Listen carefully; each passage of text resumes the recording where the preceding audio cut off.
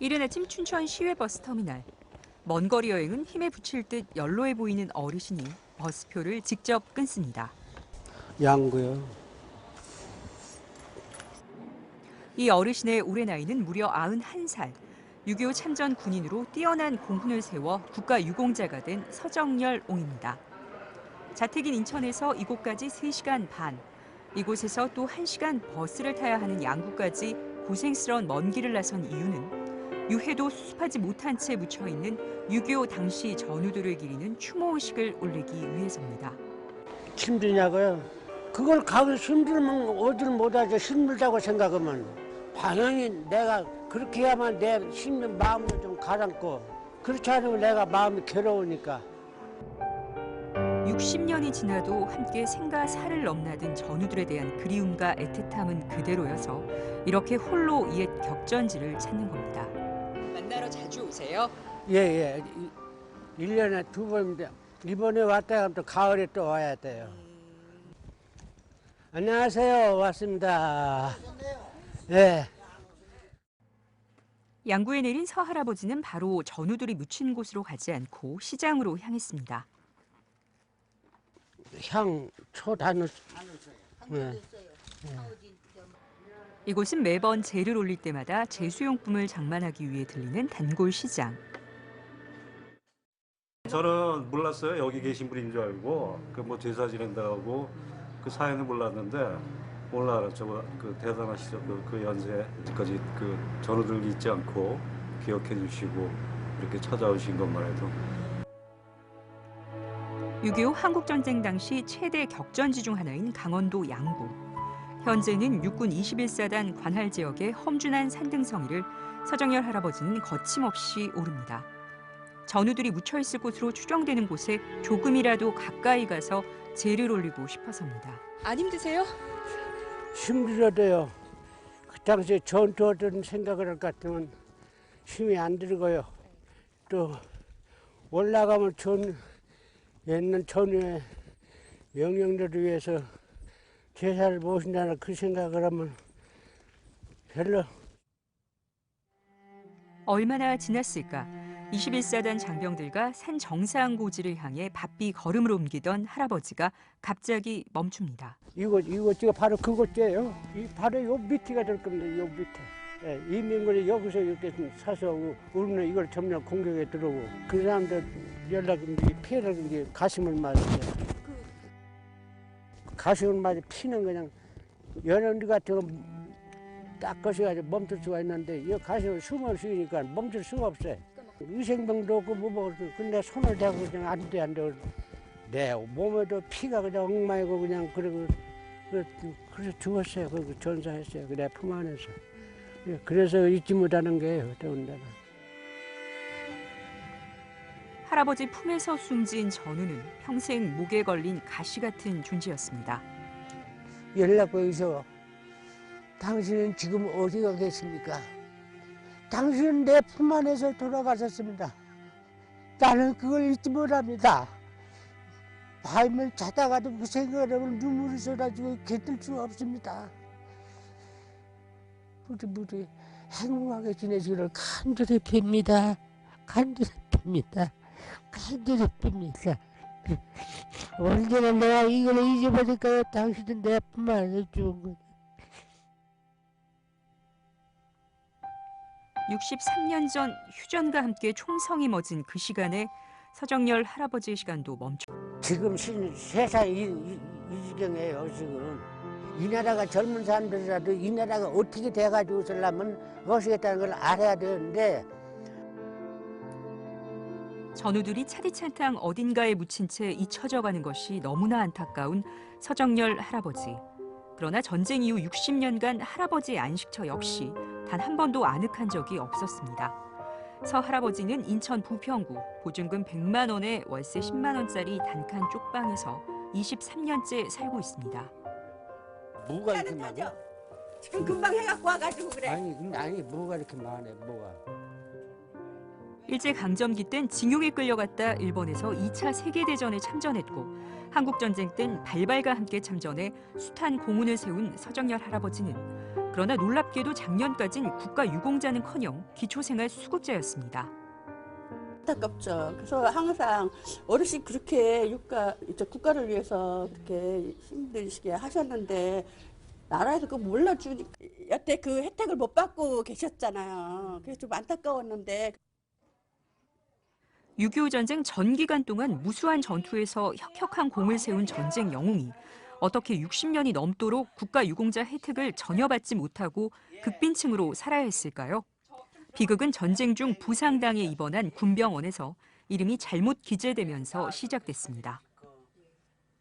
병원에 행정부에서 위구문부 연락하니까 우선 그대로 군번만 맞으면 되니까 그대로 가서 복무하면 위구문부에서 지시가 내려갈 거라고 고치기로. 그러니까 군번만 가지고서 군대 생활하는 게 이러면 허세비고 군번이 맞으니까. 결국 폐에는 관통상을 입고 머리에는 총탄이 박힌 채 1954년 전역한 뒤엔 4명의 자식과 아내를 먹여 살리기 위해 농사일부터 막노동까지 닥치는 대로 일하며 살다 보니 어느덧 80을 넘겼습니다. 행복했을 때는 별로 없어요. 다 힘들게 살았어요, 오늘까지. 결국 80을 넘겨서 복무했던 부대를 일일이 직접 찾아다니며 병적 기록을 확인한 끝에 지난해 국가유공자로 지정됐지만 기쁨도 잠시 곧 억장이 무너지는 상황에 직면합니다. 60년간 잘못된 복무 기록을 수정해주지도 않고 국가유공자 혜택도 주지 않았던 국가가 드디어 월 51만 5천 원의 유공급여가 지급되자마자 월 47만 원 나오던 최저 생계비를 바로 박탈해버린 겁니다. 국가유공자 급여가 소득에 해당한다는 게 관계 부처의 설명입니다. 1인 가구실 때 생계급여 기준이 47만 1,201원이세요. 그런데 이분이 지금 국가유공자 급여 받으시는 게 51만 5천 원 받고 계시거든요. 그러니까 넘으시잖아요, 이 기준을. 그래서 생계비는 중지되신 거예요. 여기다 국가유공자가 되면서 유공급여가 소득으로 잡히며 원래 받던 기초연금 20만 원마저 받지 못하게 됐습니다. 기초연금 20만 원 받으시는 것도 저희가 그 수급 생계의 소득으로 들어가거든요.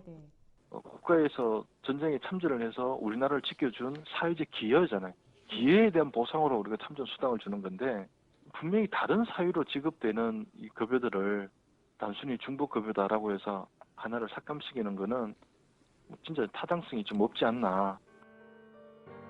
그런데 정말 그를 또 비참하게 하는 게 하나 더 있습니다.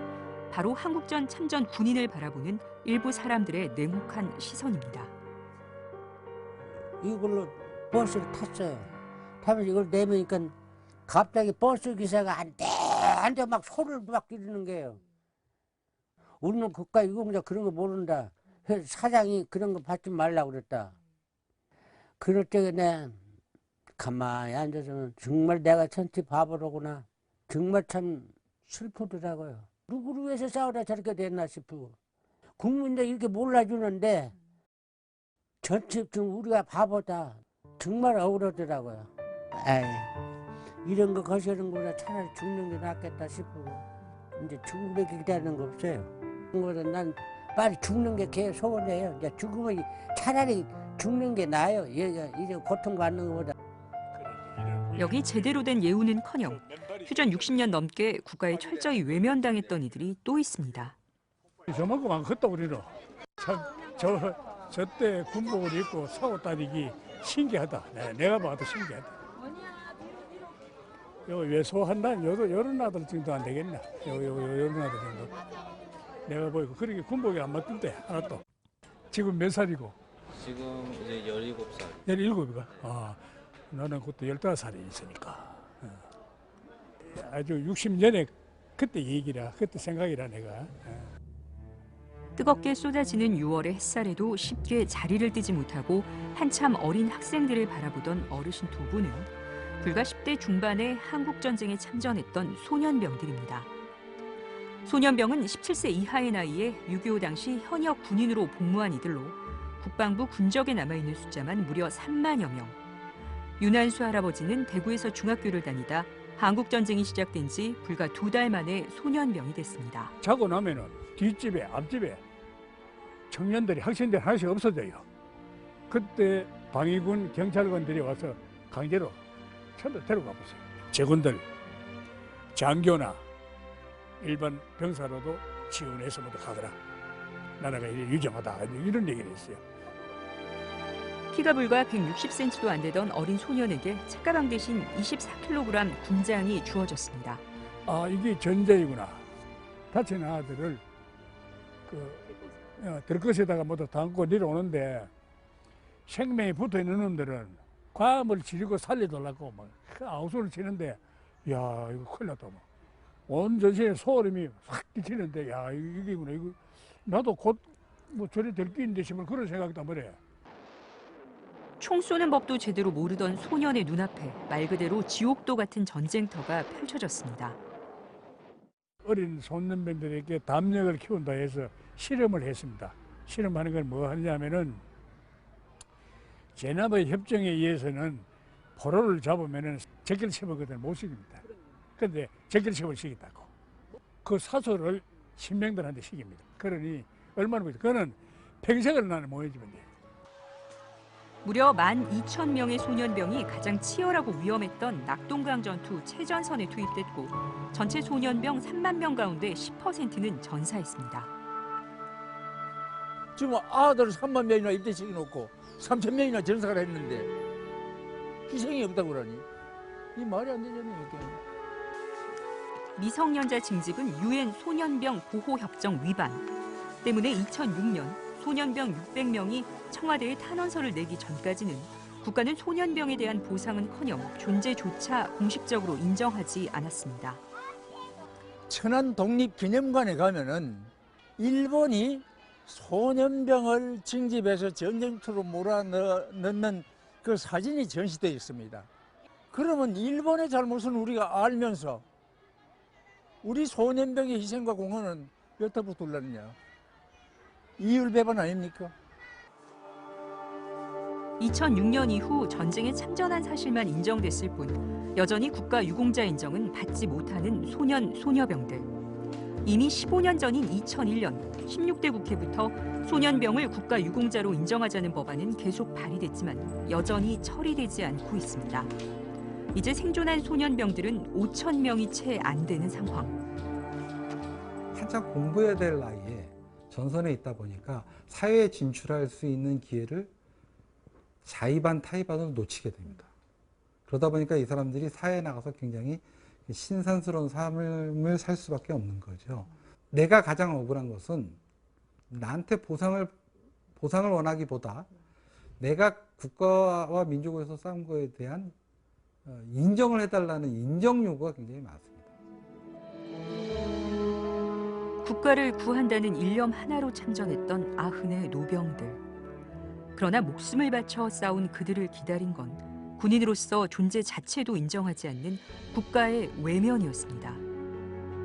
우리가 솔직히 말해서 누가 앞으로 자라나는 이 다음 세대들에게 야 너희들이 공동체를 위해서 희생을 해다오, 공동체를 위해서 전쟁에 참여해다오, 전쟁이 벌어졌을 누가 그러겠어요?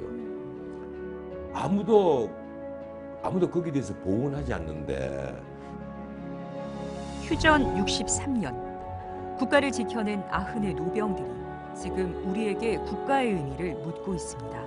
우리가 마지막 순간에도 국가를 원망하면서 눈을 감는 그런 비참한 현실이 안 돌아왔으나